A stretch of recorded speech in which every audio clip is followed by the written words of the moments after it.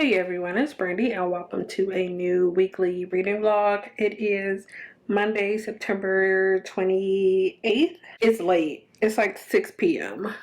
and I'm just now starting this reading vlog. So as far as carrying over from the last reading vlog, I am still reading From Blood and Ash by Jennifer L. Armentrout. I am on chapter 28. I have about 200 pages left of this one, so I should be able to finish that before the end of the month. Also, I did start an ebook. This is Savannah's Secret by Reese Ryan. So I started this at like 12 o'clock this morning while I was trying to fall asleep, and I read I think 3 chapters. I'm about 10% through it. It's not that long, so I don't think it's going to take me that much to get through that one. I'm hoping to get through at least 3 things this week. I think that's going to be my goal for the rest of the year, is to read at least 3 books a week. So is this really a vlog if I'm in the same spot the entire time? I don't know, but I'm still using it as a vlog. Anyway, what day is it? It's Wednesday, September 30th. It is just after 4 o'clock. Before I get any further in this little update, I guess, I did want to talk about something. I think I mentioned that I was going to talk about it in my last vlog, but I didn't end up getting to it. So I just wanted to briefly mention it, just because I'm really insecure about it, and I just wanted to bring it up just in case any of you, I'm sure you've noticed. Anyway, I have facial hair. There's nothing that I can do about it besides shave or wax, which I haven't been worrying about it so much during, COVID quarantine, just because I've been around family.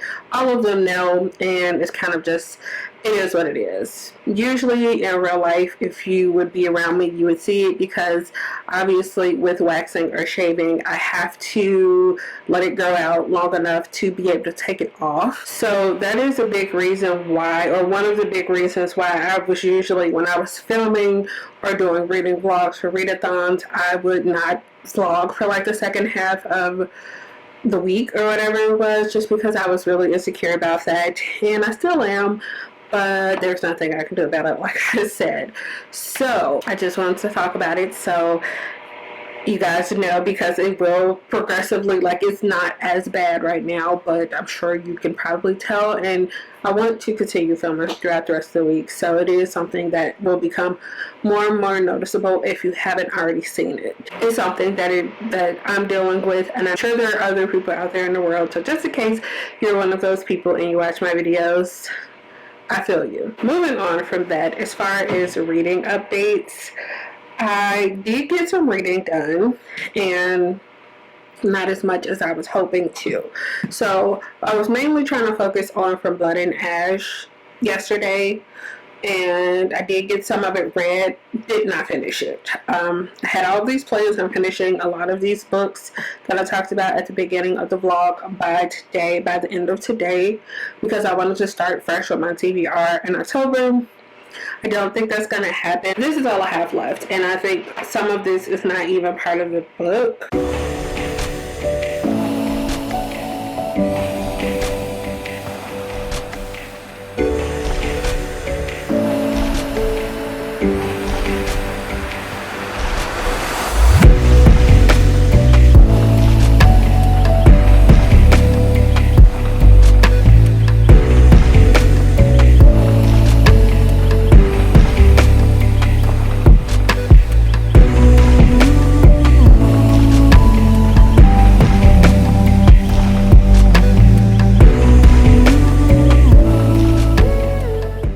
I don't know if the clips that I filmed earlier, if my mic was on at all.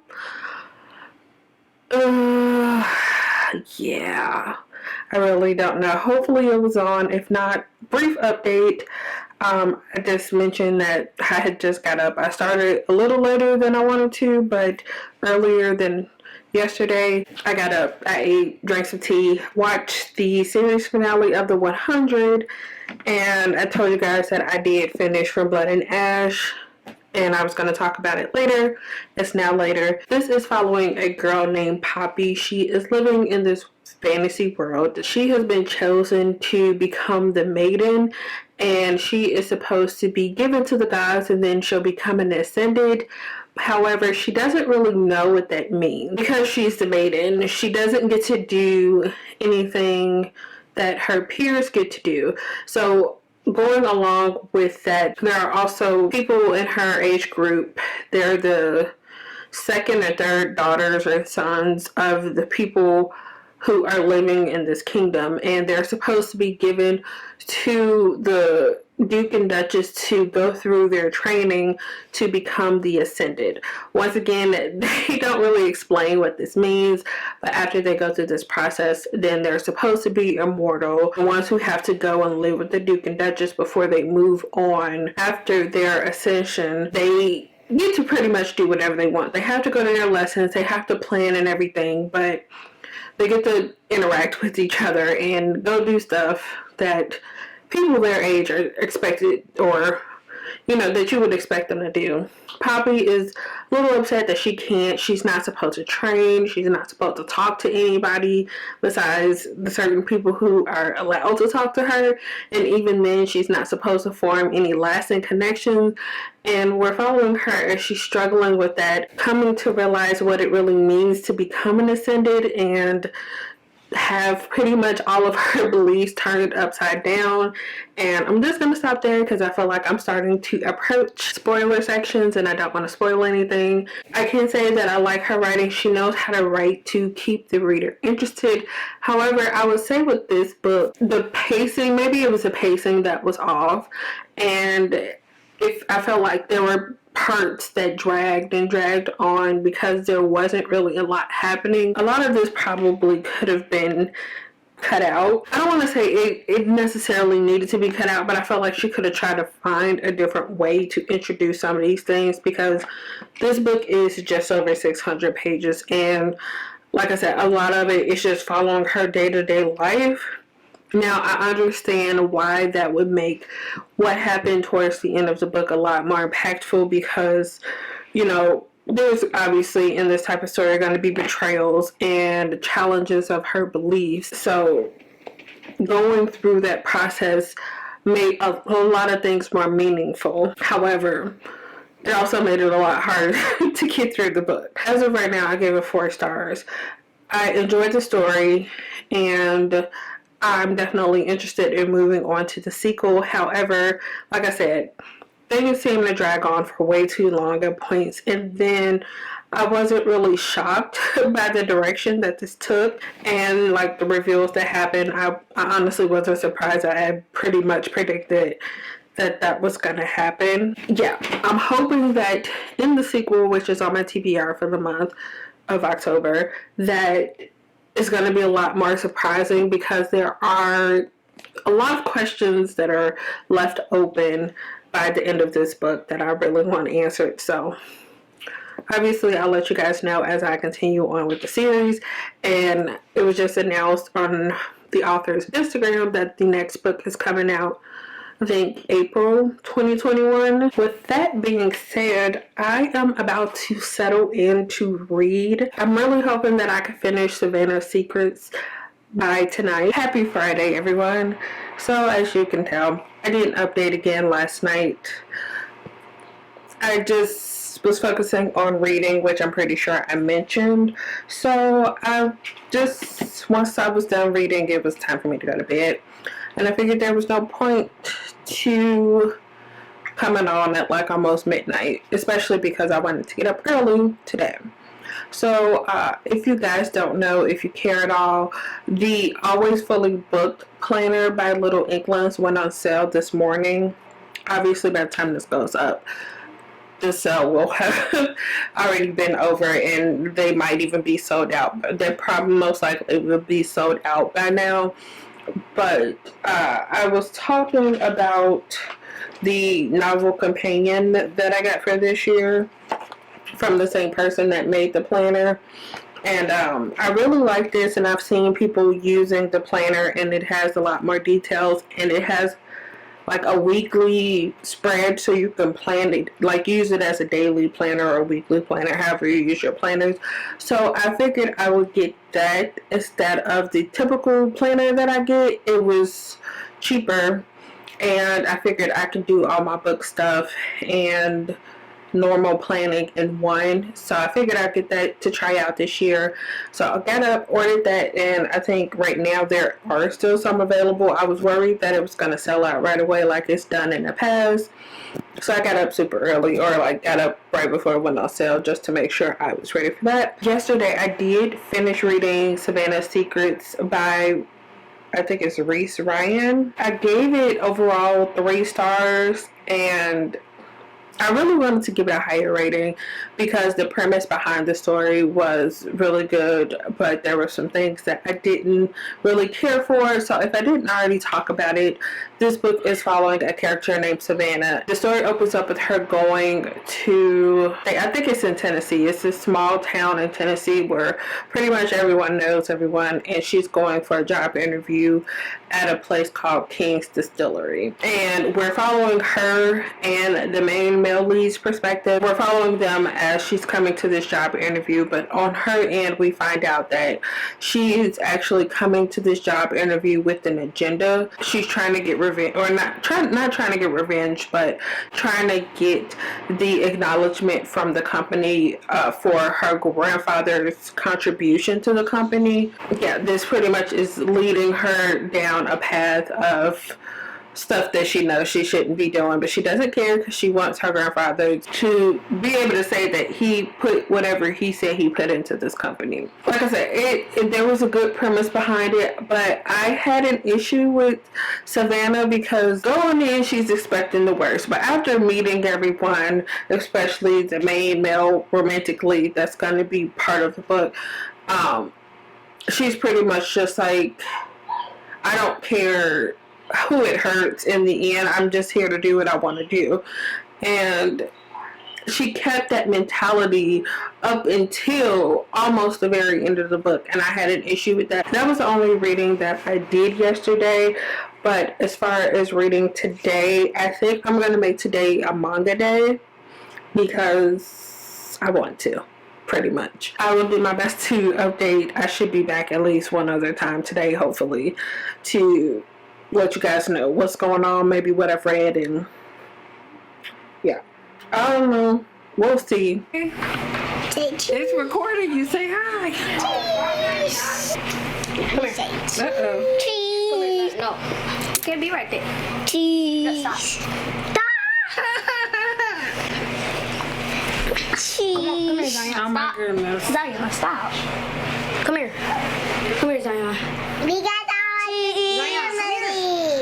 You say hi.